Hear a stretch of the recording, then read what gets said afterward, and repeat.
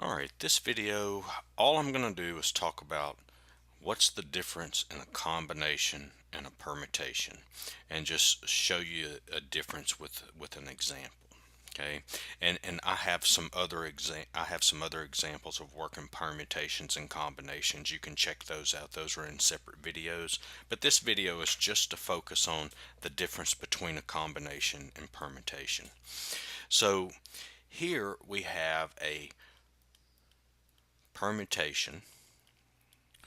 What you need to remember here is order matters, okay? And for a combination, order does not matter, okay? So basically what we have is we have n objects. We have a certain number of objects, let's say n, and we want to choose r of them. R is less than or equal to n. And the way that we write a permutation, you can write it P n r. This is n objects and we're choosing r of them. And for a combination, we have n objects and we choose r of them. Another way you may see a combination written is n choose r. Okay.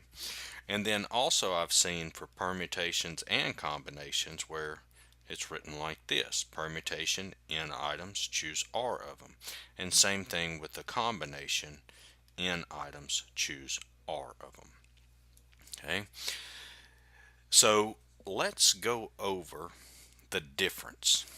So let's suppose that we have, I don't know, let's say we have 5 books, and the title of the books are A, B, C, D, and E.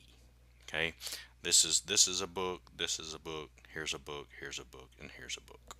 Okay, all right. So the difference in a permutation and combination, it has a lot. It has everything to do with how the question's asked. Okay, we're going to do the same thing. We're going to choose 3 of these objects, but the way that I'm asking you to choose them is going to be different, and hopefully that'll show you the difference in a combination and permutation.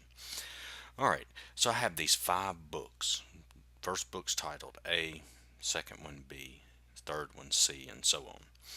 All right, so I want to choose 3 of these books to arrange them on a desk.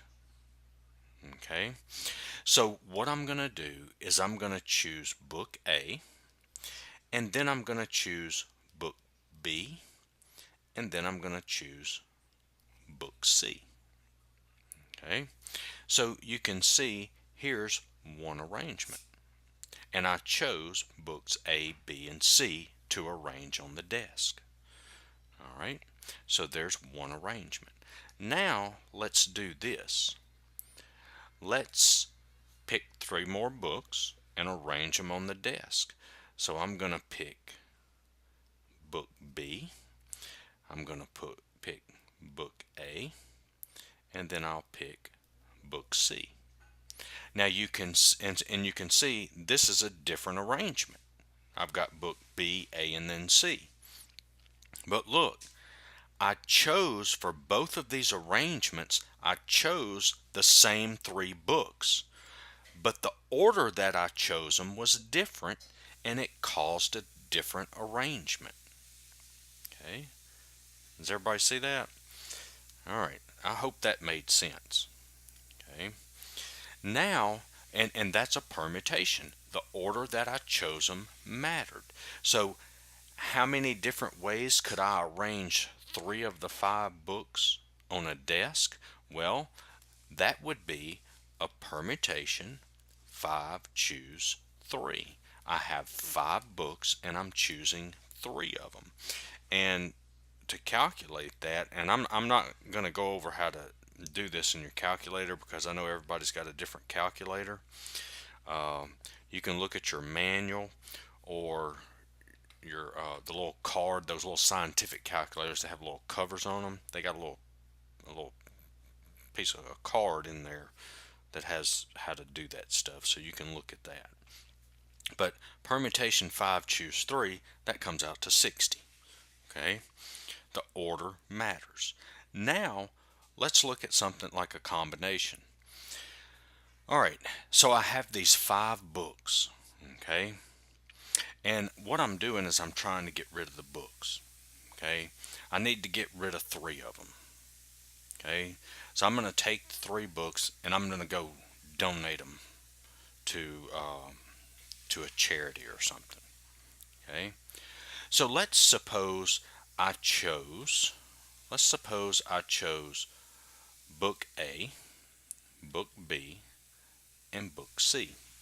Okay, and so that means, and I'm going to take those 3 books and I'm going to come over here and I'm going to give them to this person standing here. Okay, and so now he has books A, B, and C.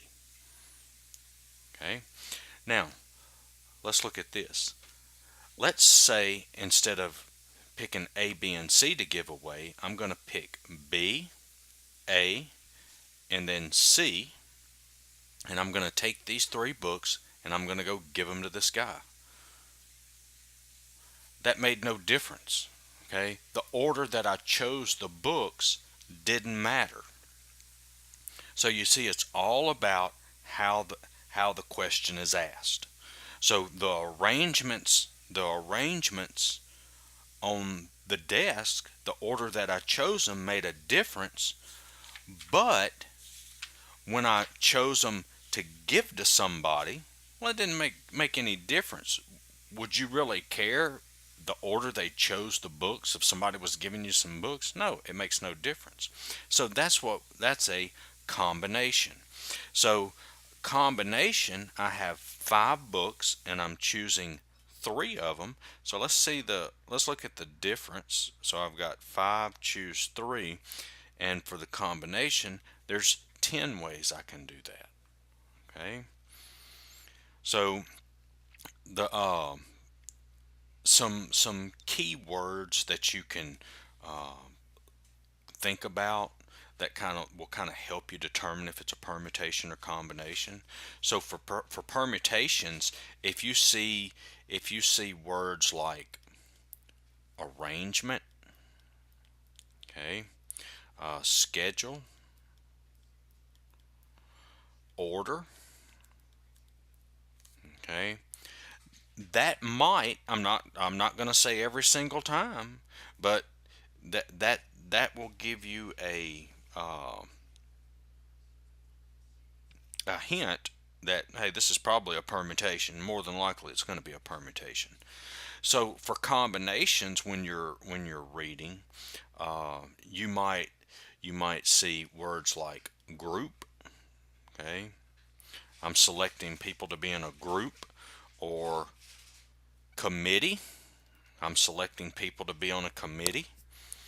Set, sample, those are some words that might constitute a combination. Now committee, you might want to be careful about that, because sometimes they might ask you, okay, we're going to pick 3 members, we need to pick a president, a vice president, and a treasurer. Okay, that's probably going to be a permutation when they're telling you, what specific ones you're picking. But I hope that helped. I hope you can see the difference in a combination and permutation now. But like I said, check out the videos. I've got 2 problems where I got a video that I think I worked 2 problems for permutations, and another video on combinations. I worked 2 problems in there. So just check those out. Give me a like, share, and subscribe, and thanks for watching.